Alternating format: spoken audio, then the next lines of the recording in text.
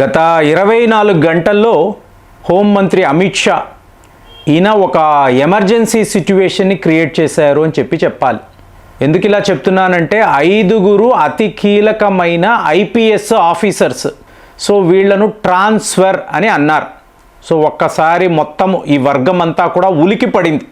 సడన్గా ఇలా రాత్రికి రాత్రి ఇలా ఈ 5 ట్రాన్స్ఫర్ చేయడం ఏమిటి అంటే, వీళ్ళు ప్రస్తుతము ఒక సీక్రెట్ మిషన్లో ఉన్నారు.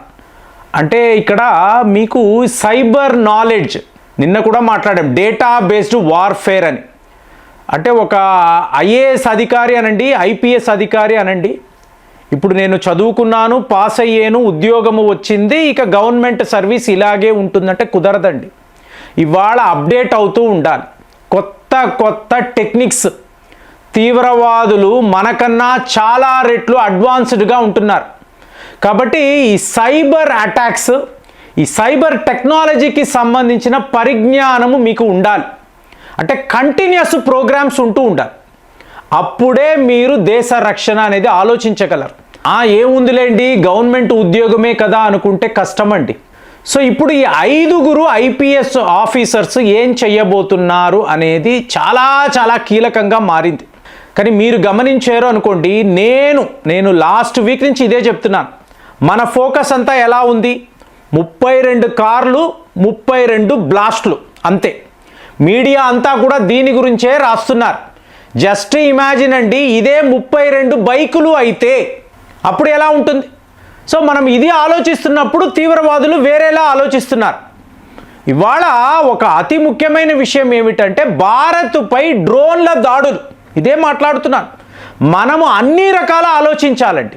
ఇప్పుడు ఈ ఫరీదాబాద్ మీద వీళ్ళు ఫోకస్ పెట్టారు, టార్గెట్ చేశారు.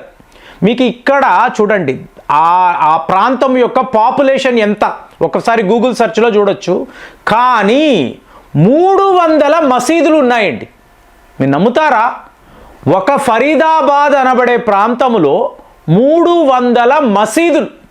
ఇక్కడ ఇవాళ 50 మసీదులను టార్గెట్ చేసి ఇక్కడ ఎవరెవరు ఉంటున్నారు, ఎవరు నివసిస్తున్నారు చూడండి. ఇది ఒక గ్రేట్ హైడౌట్ లాగా వీళ్ళకి అయిపోయింది. తీవ్రవాదులు నేరుగా ఫరీదాబాద్లోకి రావడము, ఒక మసీదులో బస చేయడము, అక్కడ వీళ్లకు కావలసిన డిజిటల్ టెక్నాలజీ అంతా పెట్టుకోవడము, దేశంపై ఎలాంటి కుట్రలు పన్నాలి, ఇదంతా వీళ్ళు ఆలోచిస్తున్నారు. కాబట్టి 50 మసీదుల పైన ఇవాళ పోలీస్ రైడ్ అనేది ఉంది. అలాగే 78 ఎకరాలు అల్-ఫలాల్ యూనివర్సిటీ. సో మీకు ఇక్కడ అంటే ఇది ఒక జిహాదీ యూనివర్సిటీ. అంటే లోపల ఉండే వాళ్ళందరూ జిహాదీ డాక్టర్లు. మరి మీకు అక్కడ బిల్డింగ్స్లో ఆ ఫ్యాకల్టీ యొక్క గదులు, అలాగే ఆ విద్యార్థులు, మీకు ఈ హాస్టల్ ఫెసిలిటీస్, ఇక్కడంతా ఏమిటి? టోటల్ యూనివర్సిటీని ఒక జిహాద్ కోసం వీళ్ళు వాడుతున్నారా? ఆలోచించాలండి. ఇప్పుడు అందరూ అడిగేది 78 ఎకరాలు వీళ్ళకి ఎవరిచ్చారండి? ఇలాంటి పర్మిషన్ ఎలా ఇవ్వబడింది? ఇంత ఓపెన్గా వీళ్ళు మన దేశం పైన ఇలాంటి కుట్రలు పన్నుతున్నారు అంటే అలాగే ఆలోచిస్తారండి. ఇప్పుడు అందరికీ వచ్చే డౌట్, ఎందుకండి, ఎవరి కోసం? ఇప్పుడు ఆ డాక్టర్ ఉమర్ ఉన్నాడు, వెళ్ళాడు, తనను తాను పేల్చుకొని చచ్చిపోయాడు.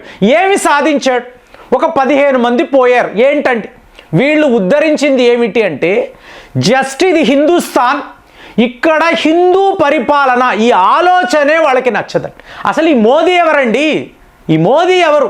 ఇక్కడ మీకు ఇలాంటి పాలన ఏమిటి? మేమే ఈ పాలకులు, 600 ఏళ్ల పాటు ఈ దేశాన్ని మేమే కదా పరిపాలించాము, ఇవాళ వీడెవరు? ఇది వీళ్ళ ప్రశ్న. ఇప్పుడు మీరు అమెరికాలో గమనించవచ్చు, ప్రతి ఒక్క మంత్రి కూడా, మంత్రి అంటే వాళ్ళ లెక్కలో ఆఫీసర్స్, సెక్రటరీస్ అంటారు, ప్రతి వాళ్ళు ఏం మాట్లాడుతున్నారంటే, ఈ హిందువులందరూ అరగెంట్గా ఉంటారు, మన మాట వినరు. ఇదంతా కూడా ఈ మోదీ వల్ల. ఎంతోమంది మిత్రులు నాకు ఫోన్లు చేస్తారు, ఎందుకండి మోదీ ఇలా చేస్తున్నాడు? వాళ్ళు చెప్పినట్టు వినొచ్చు కదా, అసలు ఇతను ఉండకూడదండి, ఇతని వల్లే ప్రాబ్లం అంతా మాట్లాడే వాళ్ళు ఉన్నారు. ఏంటి? ఒక హిందూ ప్రధానమంత్రి ఒక హిందుస్థాన్కి ఉండడమే వీళ్ళు జీర్ణించుకోలేరు. మేమే పరిపాలకులం, మేము చెప్పినట్టే నీ దేశము ఉండాలి, ఇదే వీళ్ళ ఆలోచన. కాబట్టి వీళ్ళు ఆగరండి, వీళ్ళు ఆగే సమస్యే లేదు. కార్లు అంటాము, బైకులు అంటాము, రేపు డ్రోన్లు అంటాము, రాకెట్లు, మిజైళ్ళు. తమ ప్రాణాలే పోయినా కూడా హిందుస్థాన్ని హిందువులు పరిపాలించకూడదు. ఇదే వీళ్ళ ఆలోచన. ఇప్పుడు వీళ్ళ మైండ్ సెట్ చూసారు అనుకోండి. ఇక్కడ 20 కోట్ల మంది ముస్లింలని మనం మాట్లాడతాం. ఒక కాంగ్రెస్ నాయకుడు హుసేన్ దాల్వాయిని అంటారు. ఇతను ఏం చెప్తున్నాడు? కాశ్మీర్లో మాకు జరిగిన అన్యాయాలు, చాలా పాపం చేశారు వీళ్ళు, దాని యొక్క ప్రతీకారమే ఢిల్లీ బ్లాస్ట్. ఏంటి, అక్కడ 15 మంది చనిపోయారు, ఇందులో ముస్లింలు కూడా ఉంటారండి. ఇదే తెలుసుకోవాలి. ఇప్పుడు మీరు ముంబై దాడులు అన్నారు అనుకోండి, ఎంతమంది చనిపోయారు? మీకు కౌంట్ తీశారనుకోండి, 40 మంది ముస్లిమ్స్ ఉన్నారు ఇందులో. సో ఈ ముస్లింలంతా ఇలాగని మాట్లాడేవాళ్ళు, ఇది పిచ్చి ఆలోచన. తీవ్రవాదానికి మీకు కుల మత భేదాలు ఏమీ ఉండవండి. వాళ్లకు అలాంటి ఒక విధ్వంసాన్ని సృష్టించి ఇంతమంది మరణించారంటే తెలియని ఆనందం. అందులో ఎంతోమంది ముస్లిమ్స్ కూడా ఉంటారు. 40 మంది ముంబై దాడుల్లో ఉన్నారు. ఎవరైనా మాట్లాడారా? ఎవరూ మాట్లాడరు. అక్కడ వాళ్ళ ట్రైనింగ్ క్యాంపుల్లో బిర్యానీలు తింటూ డాక్టర్ ఉమర్ పోయాడా, బానే ఉందిలే, అవుతుంది కదా, ఇలాంటివి చాలా జరుగుతాయి అంటారు. కానీ నువ్వు వెళ్ళొచ్చు కదరా, అదే కారులో నువ్వు కూర్చొని వెళ్ళి నువ్వు పేల్చుకోవచ్చు కదా. చెయ్యరు. వీళ్ళు ఎవరు ఈ పనులు చెయ్యరండి. వీళ్ళకి బలి పశువులు కావాలి. అది హిందువులా, ముస్లిములా, క్రైస్తవులా ఎవడు పట్టించుకోడు. ఈ సో కాల్డ్ సూడో ఇంటలెక్చువల్స్ వీళ్ళందరూ ఎంతోమంది మత పెద్దలు ఉంటారు. ఇవాళ ఇమాంలు కూడా ఆశ్చర్యంగా ఉంది చూడండి. పవిత్ర మసీదు, అక్కడ ప్రార్థనలు జరుగుతాయి.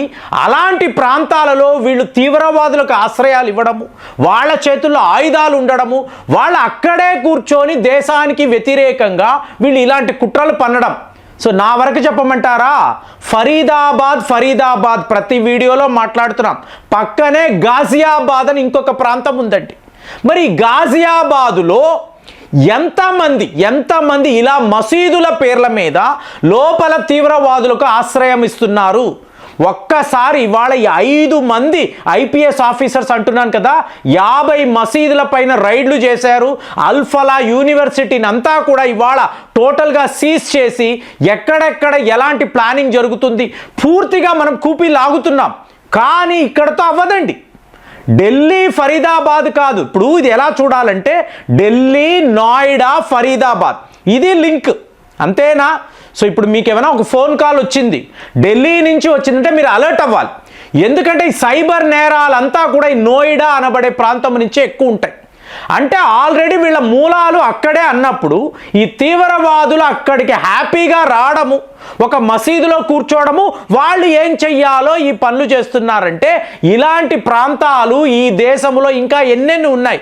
ముఖ్యంగా ఈ గాజియాబాద్ అని అంటున్నాను చూసారా, ఇక్కడ కూడా నాకు తెలిసి ఒక 100 మంది తీవ్రవాదులు ఉంటారండి. వీళ్ళందరూ ఐఎస్ఐఎస్, హమాస్ లెవెల్లో ప్లానింగ్ చేసేవాళ్ళు. అంటే నేను మళ్ళీ చెప్తున్నాను, ఇది ఇక్కడతో ఆగదు. మీకు ఇంకా ఎన్నో లెవెల్లో పెద్ద ప్లానింగ్లు ఉంటాయి.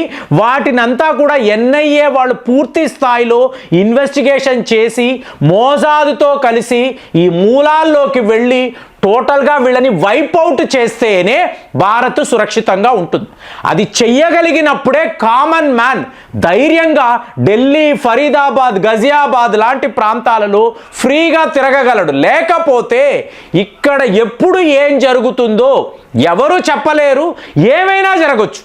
ఎందుకంటే 5,000 మంది పాకిస్తాన్ తీవ్రవాదులు మీకు ఇలాగ ఈ ప్రాంతాల్లో తిరుగుతున్నారు అన్నప్పుడు తేడా తెలియదు కదా. మసీదులో ప్రార్థనలకు ఎవరు వెళ్తున్నారు, ఇందులో తీవ్రవాదులు ఉన్నారా, భారత పౌరులు ఉన్నారా, నోబడీ నోస్. అలాంటి ఒక సిచ్యువేషన్ని వీళ్ళు ఇక్కడ క్రియేట్ చేశారు. కాబట్టే మీకు హై లెవెల్లో ఇన్వెస్టిగేషన్ చెయ్యాలి. ఎక్కడ మీకు డౌట్ వచ్చినా కూడా రైడ్స్ చెయ్యాలి. ఇలాంటి యూనివర్సిటీస్ ఎన్ని ఉన్నాయి, ఎవరు వీళ్ళకి లైసెన్స్ ఇచ్చారు, పర్మిషన్ ఇచ్చారు, మొత్తము సర్వము మీరు బయటికి తీస్తేనే భారత్ సురక్షితంగా ఉంటుందని నాకు అనిపిస్తుంది. మరి మీరేం ఆలోచిస్తున్నారు? కామెంట్స్లో రాయండి. మళ్ళీ వచ్చే వీడియోలో కలుద్దాం. జై హింద్.